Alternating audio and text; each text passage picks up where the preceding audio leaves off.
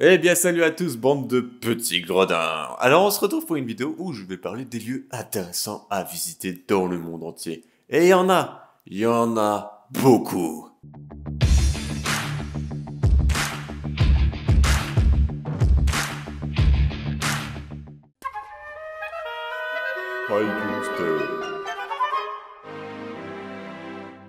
Hawaï est une archipel américaine constituée de 137 îles de l'océan Pacifique.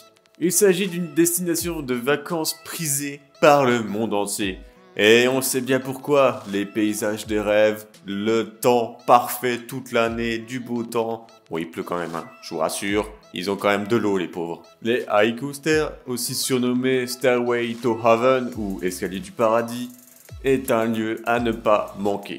Il s'agit d'un gigantesque escalier long de 3922 marches. C'est tout ça le long de la crête de l'île d'Oahu. Ces escaliers mènent à une ancienne radio militaire. En quelque sorte, cet endroit est malheureusement tombé dans l'oubli et les visiteurs qui veulent tester ces escaliers se font de plus en plus rares dû à des restrictions mises en place.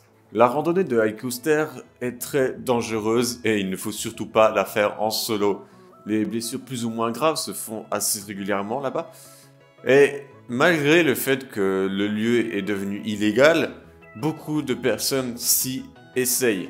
Il est illégal bien sûr parce que c'est dangereux et la ville, enfin même l'île, essaye de protéger et éviter des problèmes.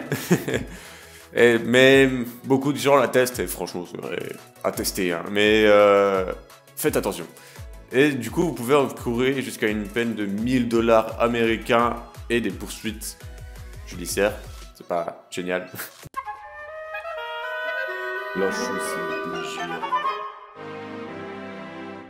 Située sur la côte nord irlandaise, la chaussée des géants est une formation géologique impressionnante et géante. Inscrit sur la liste du patrimoine mondial de l'UNESCO depuis 1986 et également classé réserve naturelle nationale, ce site est constitué de plus de 40 000 colonnes hexagonales en basalte. Certaines sont visibles jusqu'à la falaise haute de 28 mètres. Ces marches descendent ensuite dans la mer, offrant un paysage spectaculaire. Une légende raconte... Alors attends, parce que là la légende... Une légende irlandaise raconte qu'un géant du pays, Finn McColl, souhaitait se battre contre Benan Donner, j'imagine que ça se dit comme ça, un géant habitant l'Écosse. Aucun bateau étant assez grand pour le transporter, Finn a alors construit une chaussée de pierre entre les deux pays. Benan Donner a finalement accepté le défi et a emprunté le chemin de pierre afin de traverser et aller en Irlande. Il était beaucoup plus grand et plus fort que Finn. La femme du géant irlandais, Finn, a donc eu une idée. Elle a déguisé Finn en bébé. Elle l'a vraiment habillé en bébé le truc. Je sais pas, c'est une idée à la con pour moi. Moi, on me dit ça, c'est de la merde ton idée. Mais non, elle a eu cette idée, Finn a accepté, il était déguisé en bébé. Et quand Bernander est arrivé devant le bébé, il a fait « Mais what ? Comment un bébé peut être aussi grand ? J'imagine même pas le père, j'imagine pas Finn à quel point il est géant. » Et du coup, il a pris peur, il a fui l'Irlande, il est retourné en Écosse. Et il a détruit le pont en mode « Bon, plus jamais je fais affaire à ces personnes. » L'histoire vraiment pour moi est tirée par les cheveux, c'est un truc de dingue. Mais bon, bien sûr, c'est pas une histoire vraie, et la vérité de cette chaussée résulte de l'érosion par la mer d'une coulée de lave datant de 50 à 60 millions d'années. Mais cette histoire, l'histoire de base est assez marrante, la petite légende. Voilà, c'est quand même plus sympa, c'est vrai. Grotte de Waitomo. Profondément enfoui sous terre sur l'île du Nord en Nouvelle-Zélande, un véritable univers souterrain s'est formé dans des grottes brillantes de mille feux d'un bleu vert. Bien que cela puisse sembler purement fantastique, ces grottes existent bel et bien. L'intérieur sombre de ces grottes est totalement illuminé par des vers scintillants aussi appelés Arachnocampa luminosa. Et on dirait carrément une formule d'Harry Potter. Arachnocampa luminosa. Cette espèce est endémique de la Nouvelle-Zélande et de l'Australie. Ces larves, dénommées glowworm, sont celles d'un moucheron. Elles sont bioluminescentes grâce à une réaction chimique située dans les tubules du système excréteur des larves. Les grottes de Waitomo ont été découvertes en 1887 par le chef de la tribu des Maoris, Tane Tinoru, ainsi que l'expert géomètre anglais Fred Mace. Grotte de Hang-Son-Doong.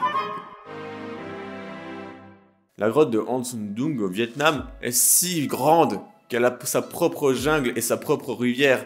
Elle pourrait contenir un immeuble de 40 étages. Vous imaginez la chose? Voilà. Elle est depuis 2014 ouverte au grand public. Mais ne vous attendez pas à croiser énormément de monde. Seuls 224 touristes sont autorisés à la visiter par an. Je tiens à préciser, c'est par an. 224 par an, c'est pas énorme. Mais faut dire, ça vaut le coup d'attendre. La grotte, qui fait 9 km de longueur, ce qui est quand même assez conséquent, n'a été entièrement visitée seulement en 2009 par des spéléologues britanniques. Un homme de la région avait découvert l'entrée en 1991, mais ne l'avait pas visitée dû à son entrée un peu particulière. C'est une énorme crevasse où il faudra descendre en rappel de 80 mètres avant de toucher le sol de cette fameuse grotte.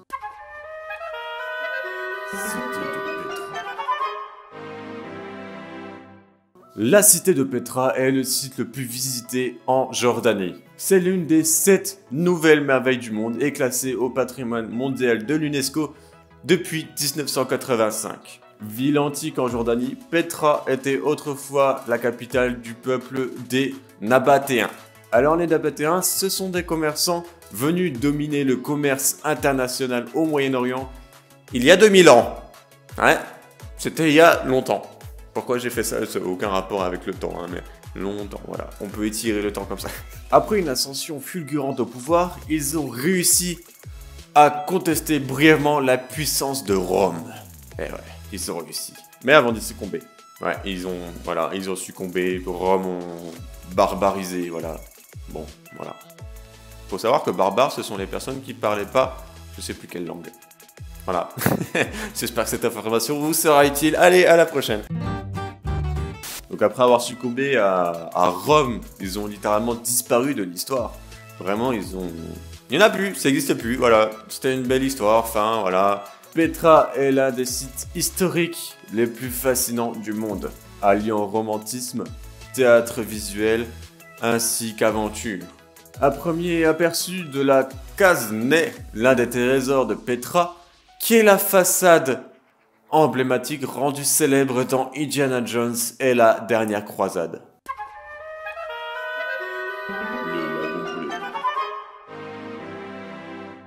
Le Blue Lagoon est l'un des endroits les plus visités de l'Islande et à juste titre. Cette station thermale située dans la péninsule de Reykjanes dans le sud-ouest vous promet une expérience relaxante et hors du commun. Entouré de champs de lave, ce lac d'eau chaude est riche en sels minéraux, silicates et algues aux propriétés curatives, ce qui lui donne cette couleur si spéciale. Le lagon bleu en Islande a été créé de façon artificielle, mais son eau, elle, est bien naturelle. C'est en 1976 que s'est formé le lagon bleu en Islande, à la suite d'un excès d'eau chaude en provenant de la station géothermale de Svartsengi. Ouais, voilà quoi. On fait avec hein, les noms, voilà, Islande, hein, qui alimente en eau chaude et en électricité les communes environnantes. Mais il faudra attendre 1981 avant qu'un jeune homme, Valur Margarisson, décide de s'y baigner dans le but de guérir le psoriasis dont il souffrait. Il découvre ainsi les vertus thérapeutiques de ce bassin et des algues sur la peau. En 1987, les premières infrastructures sont installées pour accueillir des personnes souffrant des problèmes de peau, mais le lagon bleu est entièrement transformé en 1999 pour devenir une station thermale destinée à tous. Par ailleurs, une clinique dermatologique a ouvert ses portes en 2005 sur le site du lagon bleu. La mine de Naika. La mine de Naika est une mine située près du village de Naika, dans la municipalité de Saucillo, au Mexique. La mine de Naika est une mine de plomb, de zinc et d'argent, dans laquelle ont été découvertes de grandes cavités contenant des cristaux de gypse atteignant 1,2 mètres de diamètre et 11,4 mètres de longueur, notamment dans la grotte des cristaux. Dans la grotte principale, la grotte des cristaux, Cuevas de los Cristales, en espagnol, est considérée comme l'une des plus belles grottes souterraines du monde. La grotte a été découverte le 4 décembre 1999 par les frères Eloy Delgado et Francisco Javier Delgado, alors qu'ils creusaient un tunnel au fond de la mine à une profondeur de 290 mètres sous terre. Les conditions de température, environ 45 degrés Celsius, et d'humidité, près de 100% d'humidité, sont très particulières. La mine de Naica est située sur une ancienne faille et une chambre de magma chauffe la grotte. Les eaux chaudes souterraines saturées en éléments chimiques rendant propice la création de minéraux. La grotte était également inondée d'eau thermale très chaude qui a obligé les explorateurs à faire un pompage de l'eau. La chaleur qui règne dans cette grotte a permis à des éléments chimiques comme le calcium et le soufre de se combiner pour donner naissance à ces magnifiques cristaux. Lac du cratère du volcan Kelimutu. Le Kelimutu est un volcan se situant au centre de l'île de Flores, en Indonésie. Sa particularité est qu'il abrite 3 lacs qui changent de couleur en fonction des années et de la composition chimique de l'eau. Le Tiwu Ata Mbupu, lac des gens âgés, isolé des 2 autres, est également situé le plus à l'ouest. Le Tiwu Nuwa Muri Kufai, lac des jeunes hommes et des jeunes femmes. C'est un lac acide, à croire qu'ils n'aiment pas les jeunes gens et les jeunes femmes chez eux. Le Tiwu Ata Polo, lac ensorcelé ou enchanté, séparé du précédent juste via un rempart. La couleur de chacun des lacs varie en fonction du temps et principalement aussi de la composition chimique de l'eau. Des remontées de matière active se déroulent dans les 2 lacs les plus orientaux, probablement entretenus par les fumerolles subaquatiques. Les lacs sont une attraction touristique, bien qu'ils aient été le théâtre d'éruptions phréatiques mineures dans les temps historiques. Le sommet du volcan composé a une altitude de 1639 mètres et est allongé sur 2 km. Puits initiatique du palais de la Regalera. Le puits initiatique du palais de la Regalera au Portugal est une fabrique du jardin du palais de la Regalera de Sintra. C'est compliqué. Qui conduit symboliquement l'initié des ténèbres vers la lumière en passant par plusieurs paliers. Ce puits initiatique a l'aspect d'une tour de 27 mètres renversée qui s'enfonce sous terre. En effet, la terre est le symbole de l'utérus maternel et en même temps le lieu de la sépulture où chacun retournera.